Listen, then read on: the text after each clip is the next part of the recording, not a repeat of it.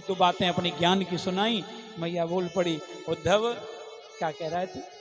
पालना में नहीं है, मुझे तो दिखाई दे रहा है, तो को ना दिख रहा? अरे उद्धव या घर के कोने कोने में मुझ कृष्ण नहीं दिखे और कोई ना दिखे और तू करो यहाँ है ही ना है। अरे सुन, तू कहा जाने बाकू, भाई मैं जानती हूँ, बाकी मैया हूं मैं, तू कहा जाने। तू जा जगह बैठो है ना, यही जगह की घटना सुनाऊं, चौंक जाएगो। यही जगह की घटना है। धूरे भरे अति शोभित श्याम जू, तैसी बनी सिर सुंदर चोटी, खेलत खात फिरे अंगना, पग पे जनी बाजत पीरी कछोटी। यही जगह की घटना है। मैंने तैयार करके बैठा रहो, बढ़िया चोटी बनाई, बढ़िया श्रृंगार करके, सोने चांदी पहरा के यहीं बैठा हो, हाथ में माखन और रोटी दे दी, यहीं बैठ के खाए रहो, आनंद ले रहो। भाई समय का भयो मालूम है? एक कौआ आया की रोटी लेके हाथ से भाग गए, माखन भी ले गए। अरे उद्धव यही जगह लौट गए और मोते बोलो, मैया मेरी रोटी कौआ ले गए। मैंने ले जान दे, बोले ना वही रोटी चाहिए जो कौआ ले गए। तो मालूम है माने कैसो करो तू का पतो। और इसको वर्णन कौन करें? हमारे यहाँ एक मुसलमान कवि करता है, रस खान कहता है, ता छवि को रस खान बिलोकत, भारत काम कला निज कोटि, काग के भाग बड़े सजनी, हरे हाथ सुन ले गयो माखन रोज। यही स्थान है। और तू हमसे कह रहा है कि वो कोई ना है। भैया वो तेरे लिए कछु है सकत है, मेरा तो आज भी है और आगे भी रहेगा। तुझे मोह मत सिखा कि वो बाको कोई बाप ना हो, बाकी कोई मैया ना हो, वो काऊ का पुत्र ना हो। तू कहा जाने भाई, भाई मैं जानता हूं।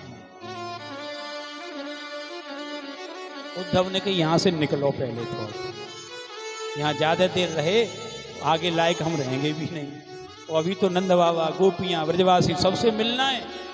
उद्धव जी वहां से निकल गए, वो नहीं रुके ज्यादा देर तक, क्योंकि ज्ञान सीमित होता है और भक्ति एक असीमित होती है।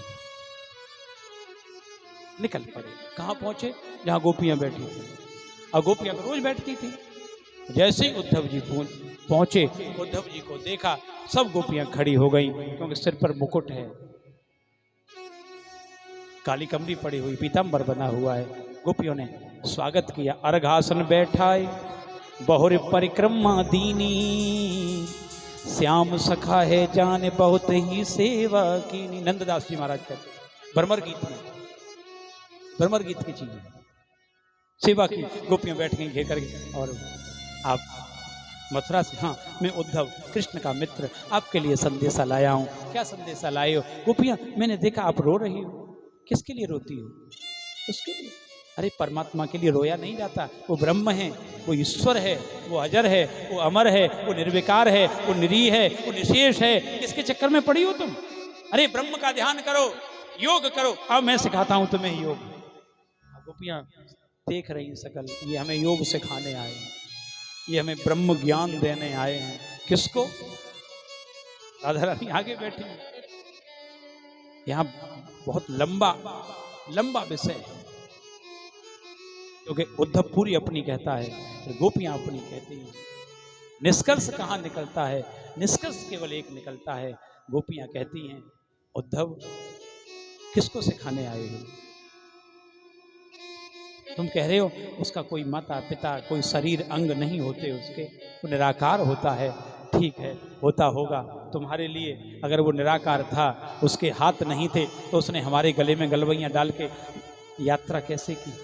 अगर उसके पैर नहीं थे, तो वो चल करके हमारे घर में कैसे आया? उसका मुख नहीं था, हमारा माखन कैसे खाया? बोलो, तुम कह रहे हो उसका कुछ नहीं, अंग प्रत्यंग नहीं होते? ठीक है, हम तुम्हारी सब बातें मान जाएंगे। वो क्यों नहीं आया ये बता दो। खुद क्यों नहीं आया? तुमको क्यों भेजा? इतने में क्या हुआ? एक घूमता हुआ काला काला भौरा, काला काला भौरा गोपियों के आसपास मंडरा रहा था। बस उस अब उद्धव को तो छोड़ दिया, उस भौरे को बना लिया कार्यक्रम। मधुपकी तब बंधो, ए भौरे भैया मथुरा से आए हो? हाँ, मथुरा में तो जो है सब काले ही हैं।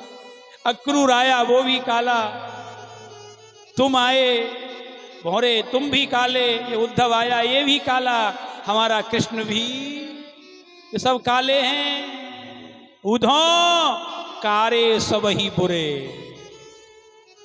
महाराज क्या क्या सुनाया है उन्होंने। 1 घंटे की कह के आया था उद्धव, कितने दिन रुका मालूम है? 7 महीने का प्रमाण है। 7 महीने रुका, 6 महीने 7 महीने रुको। कितने दिन के कह के आया था? 1 घंटे रुकूंगा, ज्यादा से ज्यादा नहीं रुकूंगा। और 7 महीने क्या किया उसने? केवल सुना, सुनता रहा केवल। और गोपियों ने जो सुनाया